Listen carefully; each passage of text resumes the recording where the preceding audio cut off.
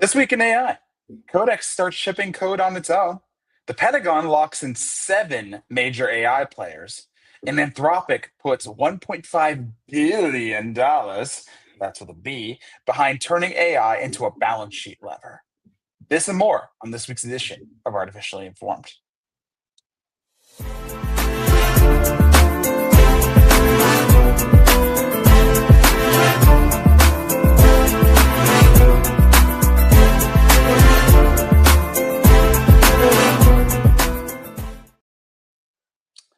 I am your host, Logan Edmonds of TTS Cyber. Welcome.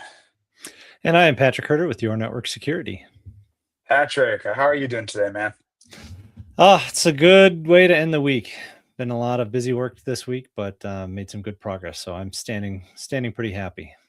Yeah, we have a lot to talk about. Honestly, the last few weeks really feels like AI is starting to really hit practical implications. I think we've been talking about for so long about how AI is going to change everything. And at some Yep. point in the last couple of months, we really crested the mainstream thought, the mainstream awareness of it's actually already changing things. And we're starting to see that materialize in real, tangible ways. Would you disagree with that assessment? I would not disagree at all. It's definitely become the kitchen table conversation topic these days. I mean, we've been talking for years about this is going to happen. Now it's like it's happening. Yeah. And it's Guys, happening it's really fast. real, and which we've been saying for years. When it Yeah. happens, it's going to happen really fast. And now it's like, hey guys, remember the thing we said was going to happen really fast? It's happening really fast. But let's get into it. So you want to share your screen? Let's dive into our main topic, which is AI in everyday life. Which is AI. Our headline for this week is AI gets the answer. Humans still own the risk. So this article this week is really focusing on something that I've seen a lot of, honestly, and I've even been guilty of it once or twice myself, which is humans are more and more turning to AI chatbots to self-diagnose themselves, and more we're seeing these chatbots. On one hand, they're getting more accurate. I would say that. And the article does talk about how they're definitely getting more on point about diagnostic medicine.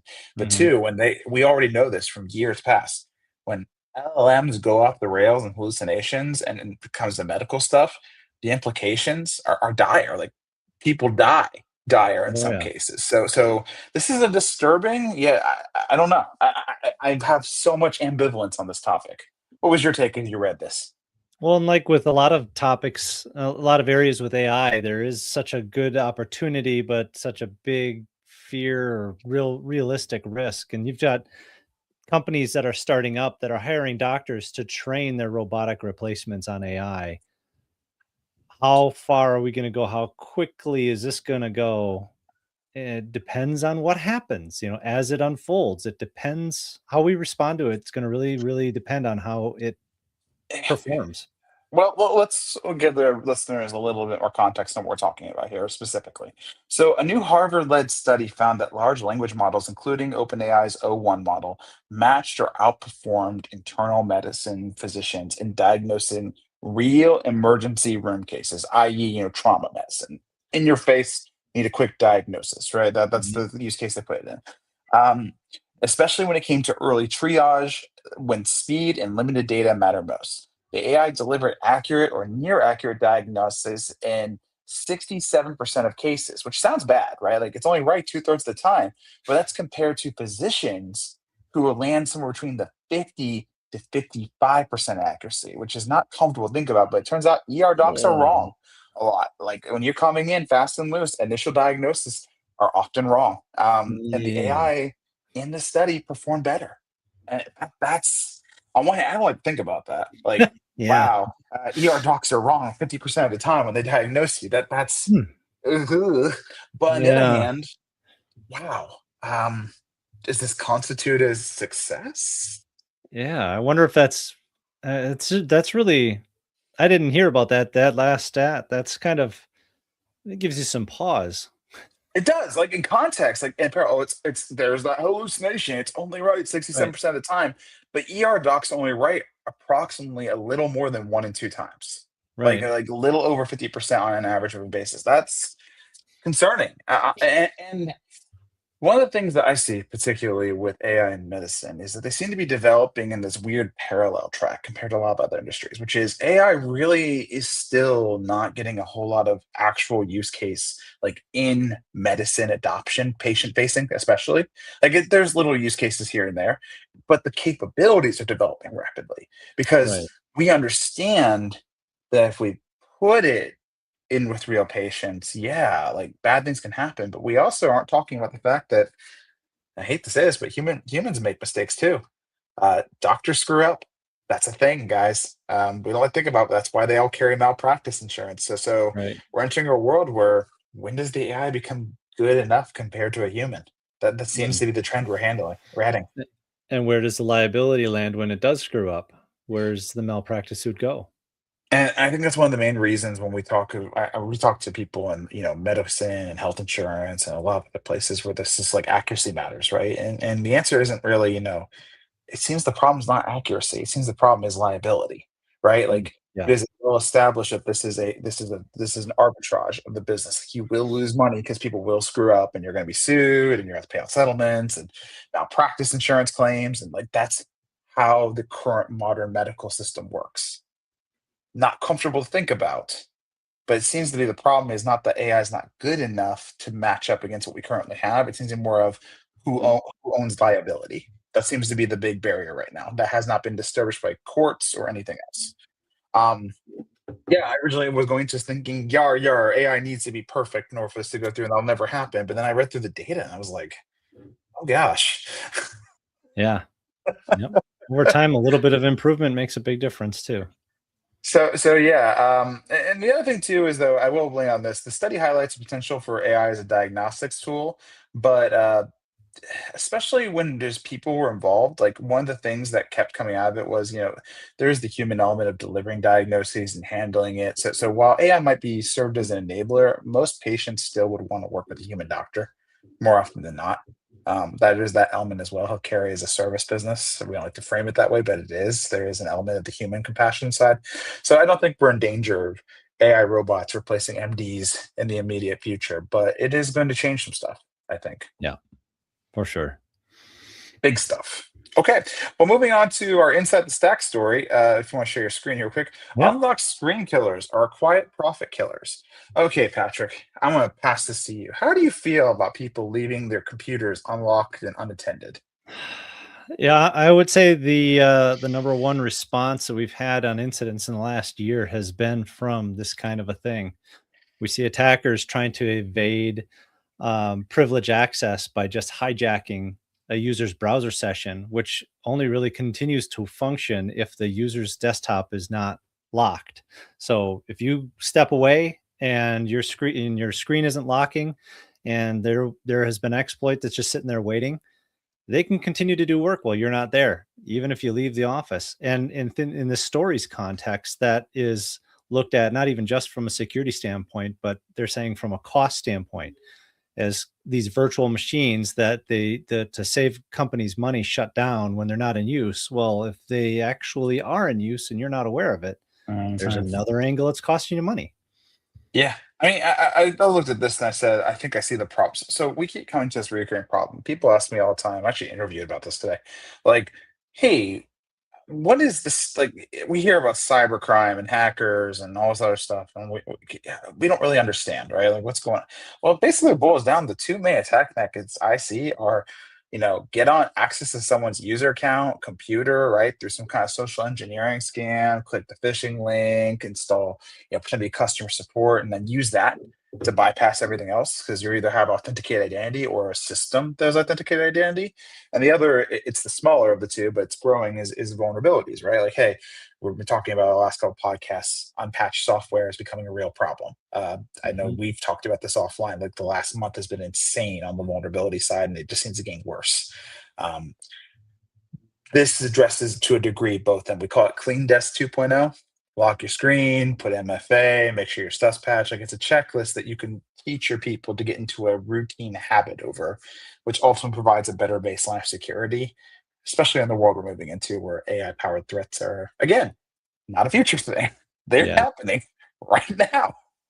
And if I could give a plug for something that just a takeaway that the average user could have: clean your downloads folder often and regularly. We can even help set up automated schedules. It's built into Windows too, to keep it emptied, get rid of it, because a lot of people put very sensitive information in there, don't realize it stays there forever by default. Yep. Yep. I would say honestly, for anybody who has not yet done a baseline of cyber hygiene, it's time, guys. You've had since COVID really to get the warning bells going off. The AI powered threats have made holes that are just existing in our existing people and infrastructure that have been there for half a decade. The only problem is that no one's had time to go exploit them. Now there are robots that can do billions and billions and billions of outward attempts per second. Like that is the world we lived in. It is Yeah. not a matter. I mean, we've said this for years, but it's more true than ever. It's not a matter of if, it's a matter of when, because someone can just leave a robot on with a large language model and they can just keep trying till they find you. They will eventually scan everybody. Probably multiple times a day, they will scan everybody. like, eh. And as a defender, I sit here with a little bit of a cold sweat going down my spine to that thought. Okay, moving on, because we're going to talk a lot about that in the future. Yeah, government. The Pentagon's AI shopping spree comes with strings attached. So, I mean, there's so many jokes you can make about the Pentagon and its budget and the tropes that come with that, like the $1 million coffee table chairs and furniture. And unfortunately, that trope probably keeps playing out with their AI spend. For those of you who not pay attention at all, every military that has any kind of budget is all in on AI. It is a big freaking deal. They basically saw war games and said, "We want that." And they did it in all of its glory, right? Like they saw the movie War Games and said, "We want that." No humans. And more importantly, though, the military apparatus and the Pentagon handle massive amounts of data per day, Yeah. administrative data, intelligence data, financial data, you name it, right? Like they are bombarded. It's the reason they have so much of a headcount. It's not because they need soldiers with guns, it's because their support staff is something silly in terms of proportion to the amount of armed servicemen there are, right? Like they need that because they're actually processing that data. AI offers an opportunity for them to process even more data. Again, that age old thing, right? Same amount of people able to do more, able to make decisions faster. They're all about the operational layer, and they're getting more into the agentic layer as well. Well, Pentagon has secured agreements with 7 major AI players, including, and not limited to, but the top 7 are OpenAI, Google, Microsoft, AWS, Amazon Web Services, Nvidia, SpaceX, and I never heard of the last one. Have you heard of it? Reflection? That's a new one to me. Not in this context, no. Yeah, I was like, No, okay, no. way to go, little company. It could maybe I have to go look them up, but This is where we find yeah, out that it's like the biggest company, and we just happen to live in a it's like hole somewhere. Palantir. For anybody who knew what Palantir was, like I'm like, what's Palantir? Next thing you know, it's like Palantir is everywhere, right? Like Yeah. same concept. I can already see it happening. But noticeably, I would say this list isn't super surprising. Like the Pentagon is gonna buy from multiple sources. They're not gonna put their eggs on one basket, but noticeably absent, especially in light of recent news. Anthropic. No contract for them. Definitely seems like the Pentagon's moving away. For those of you who weren't paying attention about a month and a half ago, Anthropic refused the lawful clause in government contracts, saying that the government will use anything that is considered lawful. They were concerned specifically about surveillance and autonomous weapons being used, in their own words. This is from Anthropic, to be clear, so this is coming from them, for monitoring and weapons usage against American citizens. They wanted more guarantees that, hey, this wouldn't be used domestically. It's only going to be used for international. Pentagon didn't like that. Didn't like them trying to dictate contract terms. And yeah. So while Anthropic has been quote unquote left out in the cold, which we'll get into later, that is absolutely not the case. Anthropic's doing pretty darn good. These other AI companies have picked up the reward. Yep. But here's the thing, though. I think the big takeaway on this is, for better or worse, we're living in a world where companies, especially AI companies, are going to be forced to take a side on things that previously they would have shied far away from. It's a matter of, whether they make money or not. They have to choose to stand on, certain ethical, moral, and legal principles. And I think a lot of companies for the better part of 2 decades have all operated under the whatever it takes to make money and not ruffle feathers. Well, if you want to make money, you're going to ruffle somebody's feathers. That seems to be Yeah. the new take, politically Yeah. speaking. Yeah, I think for sure we are so, especially in such a polarized time, you're going to have dedicated fans and dedicated haters, no matter what you do, if you Yeah. want to succeed. Yeah, for these massive opportunities, there's just little. I mean, open, and we've talked about this in abundance before. These big companies, government contracts are a key cornerstone of how they're going to be profitably viable. There is no path forward. Yeah. Hi, not Anthropic. No Anthropic. No Anthropic for the. We had a comment in YouTube. Someone said, "Not Anthropic." No, and I know that's what we're getting into on this. Like, we're living in a world where for these companies, they have to take government contracts in order to succeed because the enterprise lane for them is just so narrow. I think I read a stat last year. The government's like 13% of the U.S. economy is the federal government. It's Like yeah, I think it's it's higher than sizable. that on employment. It's getting really, really high up there. Public Yeah. work is very So high. yeah, it's going to be interesting because how this plays out.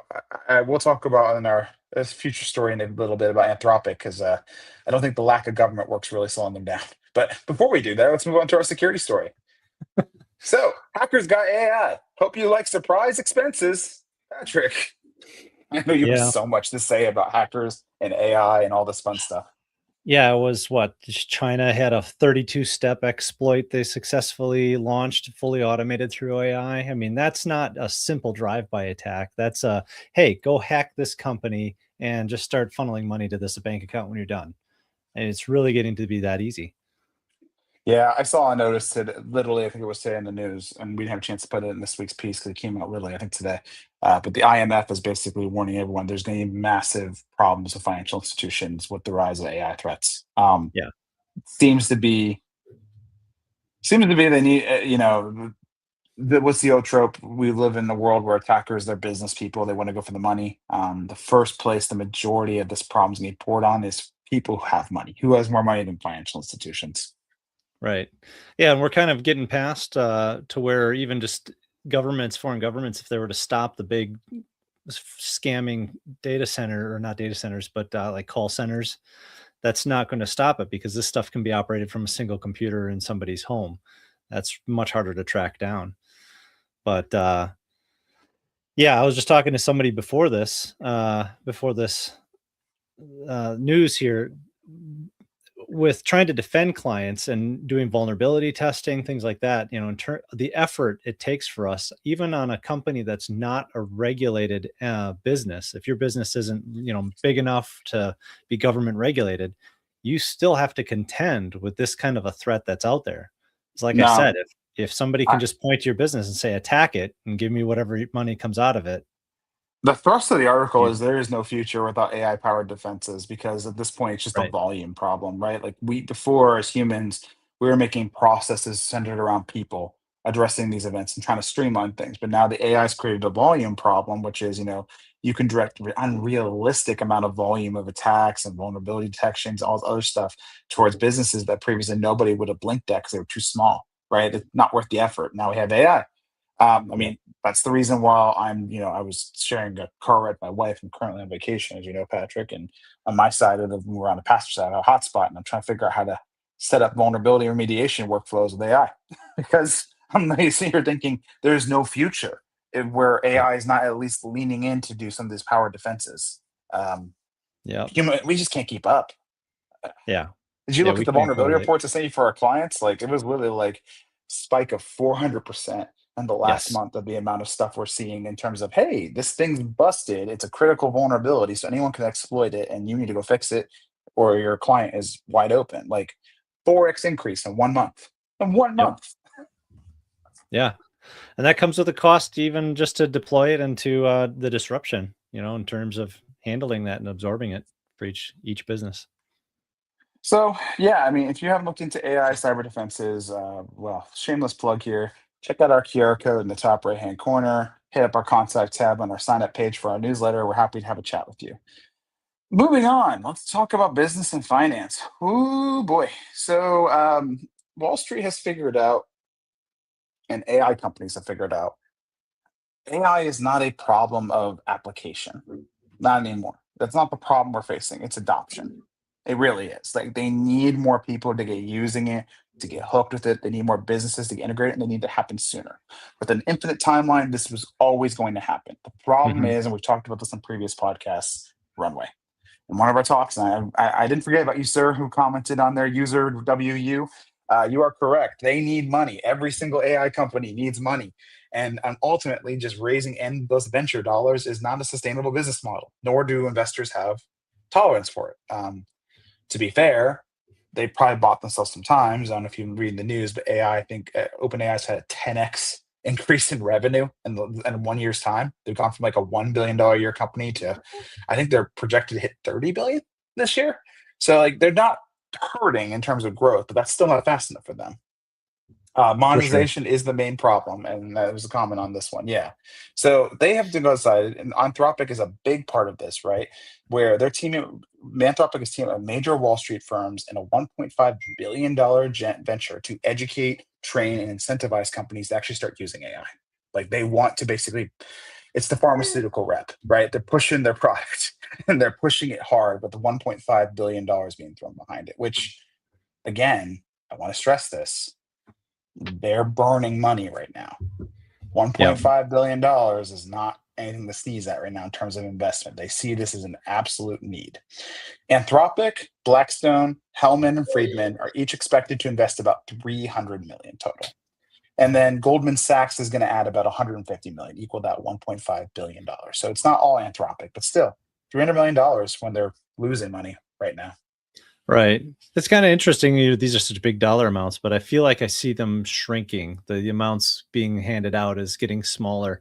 And in terms of understanding, people asking how is this going to all play out, and we still don't know. Ultimately, I feel this is my personal opinion, is that the AI has to be used to make a major breakthrough before the money runs out, to really justify it continuing, like a major energy breakthrough, a major quality of life breakthrough. The things that it was really being promised to impact humanity will have to come to fruition ahead of, because it's the profit model is not going to just slowly creep up. They're way too far behind. It's got to be a leap. So we got an interesting question, and this is actually where I was going to go next. So perfect timing. Are big companies really using the same models we are? And I think I see where he's going with that, because one of the reasons people are so, I'd say investors I talk to are so darling about Anthropic is for two reasons. One, Anthropic has had a ridiculous growth rate in the last year. And they're not profitable yet, but the terms of revenue they pulled up in timeline is unprecedented. Like in terms of, it's like a 44-to-1 return on investment now. If you invested $1 in Anthropic, you'd be getting $44 back based on revenue streams alone right now, if you were looking at valuation. Um, that's problem one. That's how they convince investors to give them money. But problem two, and he's absolutely right. How many times have you, Patrick, hit Claude's Opus 4.7 usage limit? Multiple times a week. Multiple times a week, right? And Open I and have hit it roll. multiple times a week. And one of the things people like about Claude, and investors like about Claude, is they're the first ones calling out, hey, this whole all you can eat packaging, it doesn't really work. Like, there is no sustainable business model where you're going to pay $20 per month per person flat and be able to use it, right? Like unlimited. They are moving towards a token based model. Now the problem is they got everyone hooked on this $20 packages, and I see this current story driving towards that. They need to get more baked into company workflows, make it too hard for companies to pull out of AI before they actually start charging on a per token model. It's actually one of the Yeah. reasons why I think a lot of companies who are forward thinking right now should be thinking, hey, how many tokens are we actually using per month, so that they're prepared to measure that and budget for it inevitably when costs have to catch up. You are not going to get the same level of Opus 4.7 that you get right now for the same price. A Yeah. lot of companies right now are still being subsidized. I would still say though that some of them, if you're using Opus 4.7 especially, I would expect a lot of them to be using like Sonnet or Haiku as a model right now, for a lot of more daily workflows, more selectively using Opus on key things. Yeah. Yeah. I've been trying different models to see, what the result is. I have noticed a little bit more hallucinating, if you're asking a complex question on a simpler model. But Well, let's talk about hallucinating for our final story on technology for this week. right. OpenAI did a thing. Codex. Have you had a chance to play with it yet? I have not personally, no. I've been nose to the ground here, just working on some other things. I took the model for a spin. like just in a chat-based environment, not in anything crazy of like self-coding. It's decent. Um, Again, I haven't had a chance to really put it pace to pace to something like Opus 4.7, but it's decent. Uh, Codex is OpenAI's answer, I would say, or at least its response to Anthropic's Cursor. You know, self-autonomous or semi-autonomous coding, AI code based. Hey, sick the AI, tell it what you want, and it'll figure out how to develop the product, right? To either semi-autonomously, and the end goal is fully autonomously. There's a lot I can say about AI generated code, but let's talk about Codex first before we get into it. So Codex is the agent that connects to GitHub, and it just starts going nuts on sandbox cloud environments. It executes real software engineering and works up to 30 minutes per task. If you give it a task, it'll work up to 30 minutes without stopping to develop your task. With Google and Microsoft reporting that almost 30% of their code is, or approximately 30% of their code is AI written, this is a real demand for this right now. Cursor itself hit $300 million in ARR. I didn't realize that. Cursor is not Wow. Anthropic. I misspoke earlier. That's not Anthropic. Cursor is something else. My bad. I was thinking something else. I was thinking Anthropic code. I want to clarify that. But Cursor hit 300 million ARR. And OpenAI reportedly just acquired a company called Windsurf, which also specializes in this kind of stuff, for $3 billion. That's with a B. Again, talk about burning money, or is in talks to. Hang on, let's see this. No, it is trying to acquire. It has not acquired it No. yet, or is acquiring. I'll I want just to research it that. reportedly acquired Windsurf for $3 billion, so Oh, past it did. tense. So it did go through. It did So go yeah. through. Okay. So Okay. yeah, I kind of in my mind I look at this the gold rush thing. You know, the Windsurf is the guy who built the axes. So So I mean, yeah, the biggest challenge right now is security, and not even. Yeah. Oh, we'll get to that question in a second. We do have a question about unlimited usage. We're going to go back to that. But let's keep going down this thing first, and then we'll answer that one. The thing that's kind of noise pricing is these AIs do weird things when left to their own device. We had a report right. last week about Claude running it. I think it was inside a Cursor instance, where it deleted the entire code base of an open source. Or wasn't it a mobile OS? It was a mobile OS company, wasn't it? Like it had a mobile operating system. Pocket I re- OS. I Pocket remember multiple OS. stories similar to that. Yeah, Yeah, that one it was specifically. Pocket OS, and it deleted not only the code but all the shadow volume copies of the code, so you couldn't roll it back to a previous version. I was like, yeah, there's some real security concerns, not in the traditional sense of someone's going to hack you. Just so, what do you do if the AI goes off its rocker and decides the most efficient way to deploy your code is to delete all previous versions of your code? Yeah, yeah, because this one finally I'm perfect. It's beautiful. Well, you're just out at the break room. Yeah, I That's mean, the thing. The governance on it is, you know, you could. We think guardrails is the same as quality control, and it doesn't necessarily stop it from going off the rails. You know, it could still jump. and we've had reported instances of AIs, large language models in particular, working around guardrails. They will actively see a guardrail sometimes as an impediment and try to figure out a creative way to get around it. Codex has reasonable guardrails. It does air gapped runtime. It doesn't want. They're supposed to have guardrails in writing malware, so it can't go around writing viruses. We promise. Wink. Um, uh, Yeah, and then the other problem is if you're shipping code with no time to review it, what happens when the code goes out into the wild? And this is the other problem. It does something it's not supposed to do, right? You're shipping at such Right. a velocity of your product development that something happens, it breaks in prod, or it causes a user experience in prod that turns your customers off. How do you roll that back if you can't quality control it? This beats a lot of the peer review code, quality assurance, and traditional workflows that modern software engineering is built around to prevent, that kind of risk.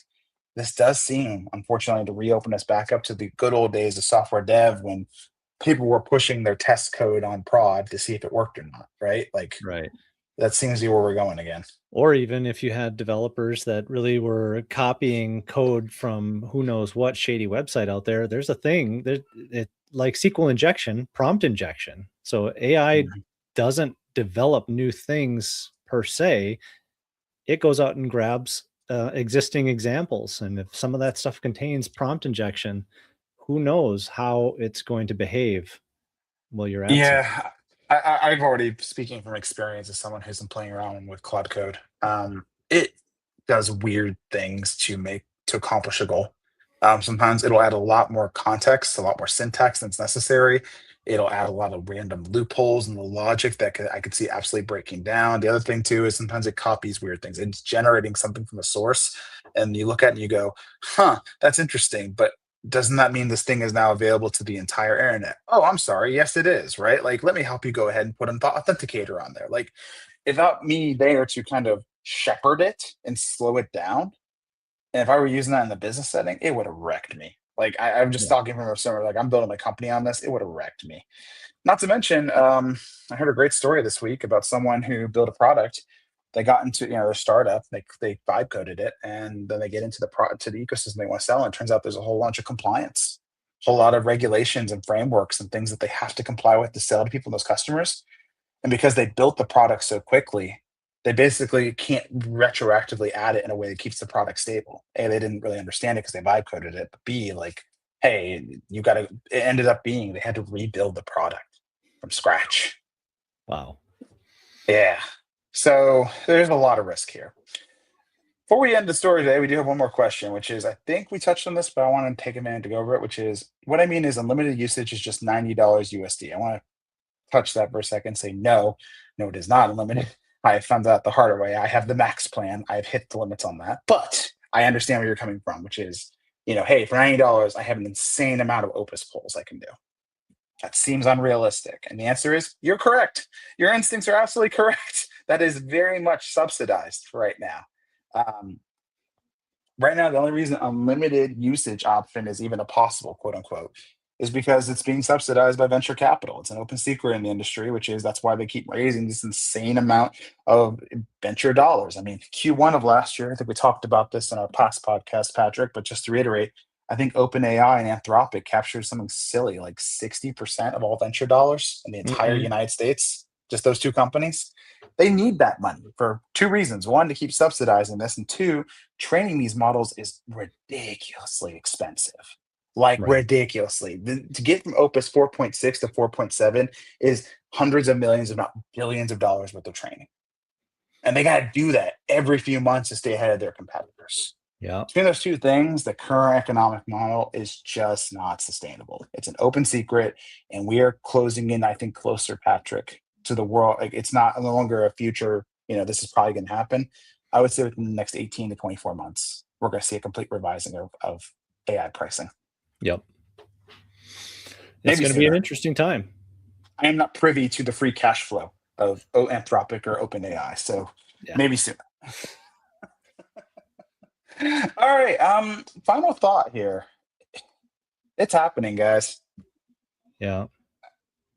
Patrick, it's Uh, happening. Everything we talked about, both dystopian and amazing, it seems to be hitting us at lightning speed.